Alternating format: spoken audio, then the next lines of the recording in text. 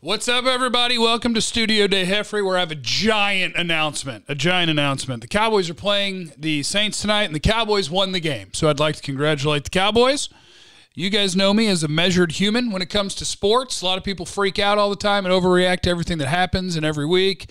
If you lose, you suck, and if you win, you're incredible. Actually, with the Cowboys fan base, a lot of times if you lose, you suck, and if you win, you still suck unless you win the Super Bowl.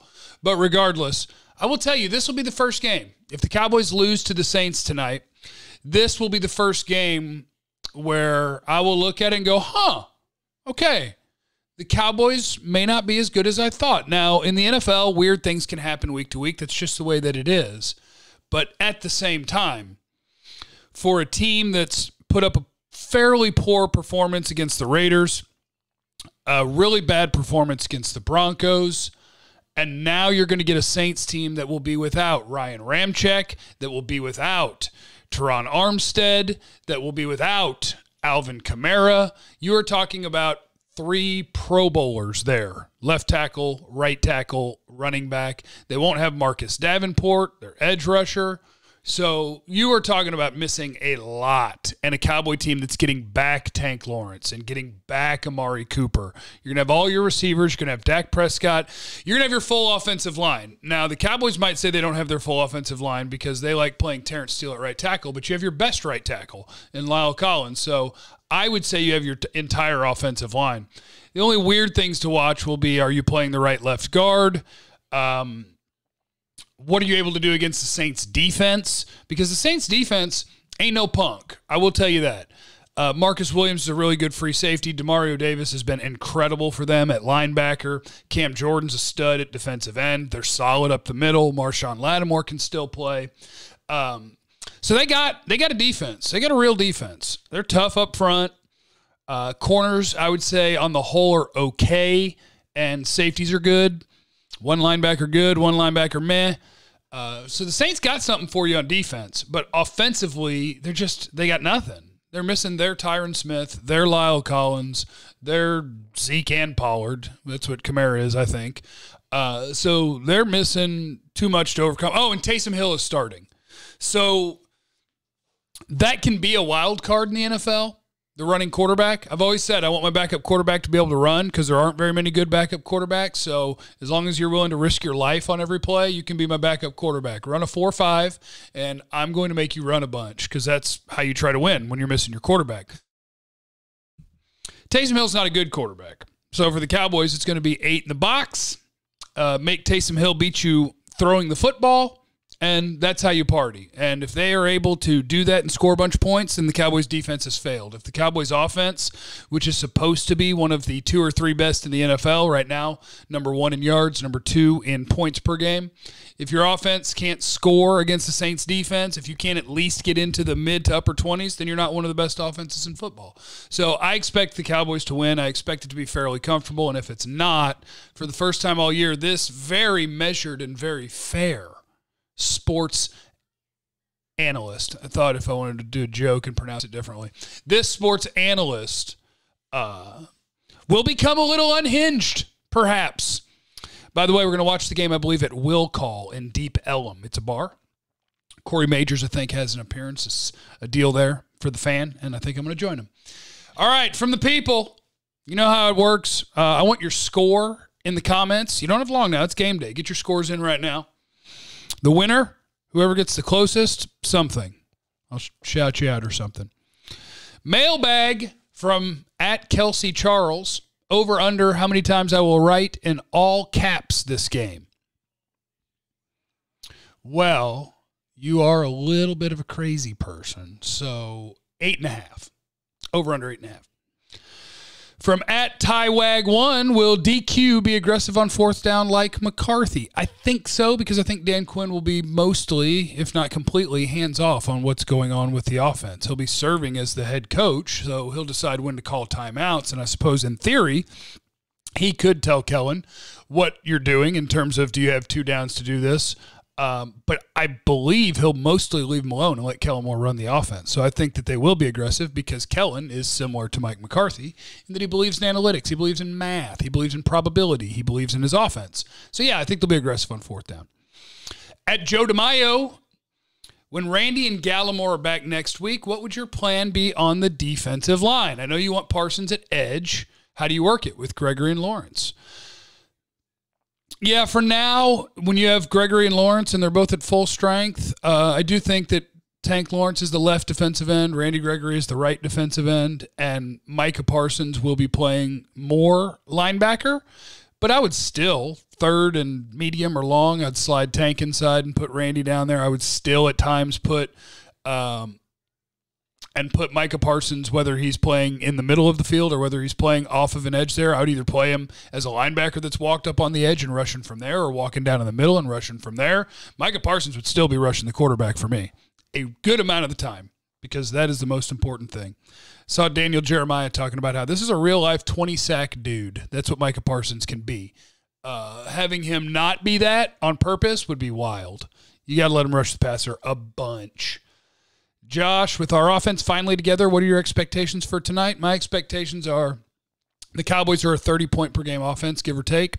The Saints are, to my mind, man for man, when you go through what they have, a good defense. So maybe you would say 27 points, give or take. Maybe chop 3 off of your average. But then you factor in that it's Taysom Hill, and I expect the defense to play well, and you have to have decent field position, 30 points. I expect you to be a 30-point offense because that's what you are. At Taco Bay, with an M at the end, Taco Bay.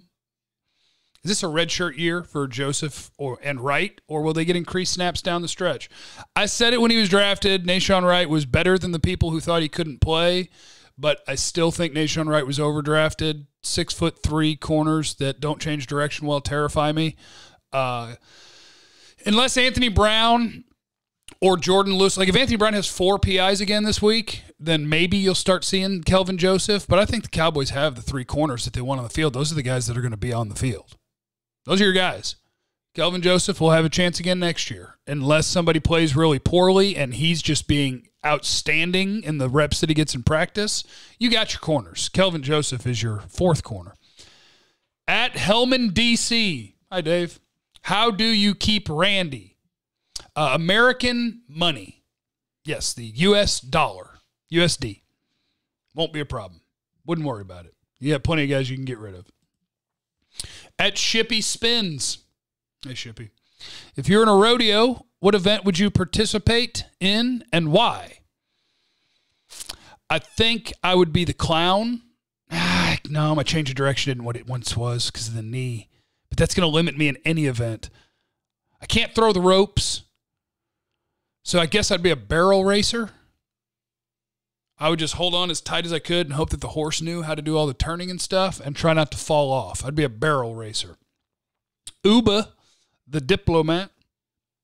Did the Cowboys go 4-0 this month and win the division? Well, they do win the division.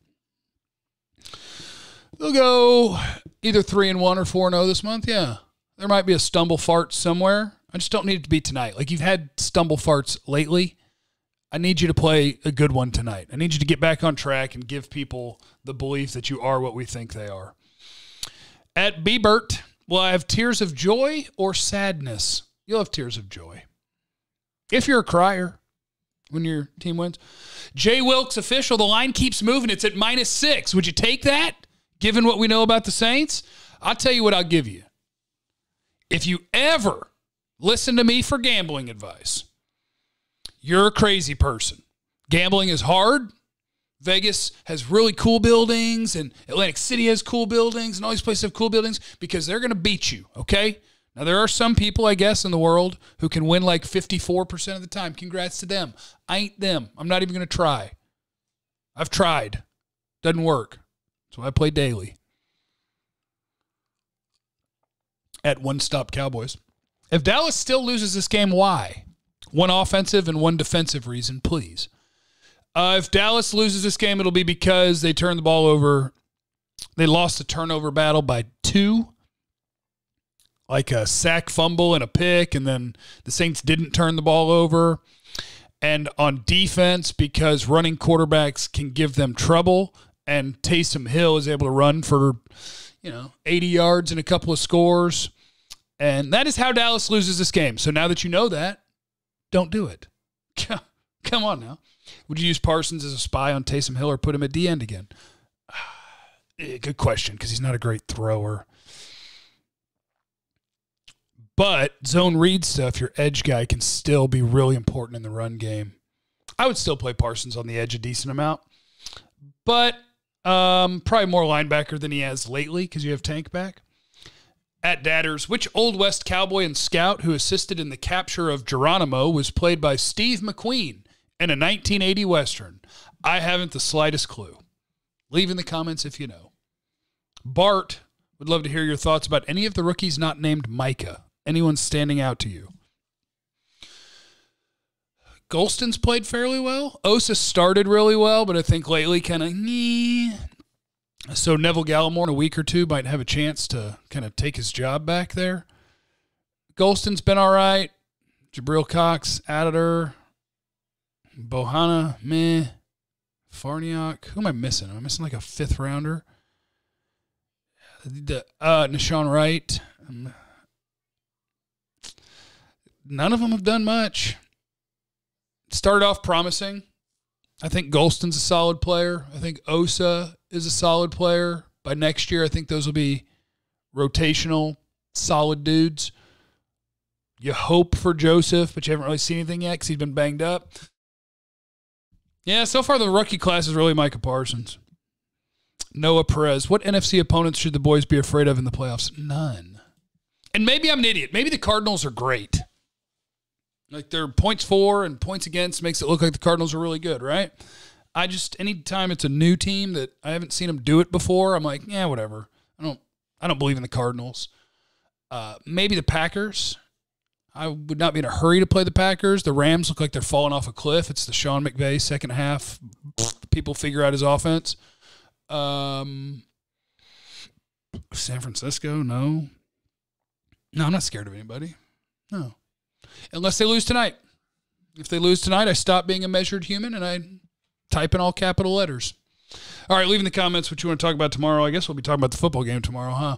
Leave in the comments your favorite thing about Studio Day Heffrey or what I should do to it. And remember to be cool to everybody. You have no idea what anybody's going through. I love you. Bye.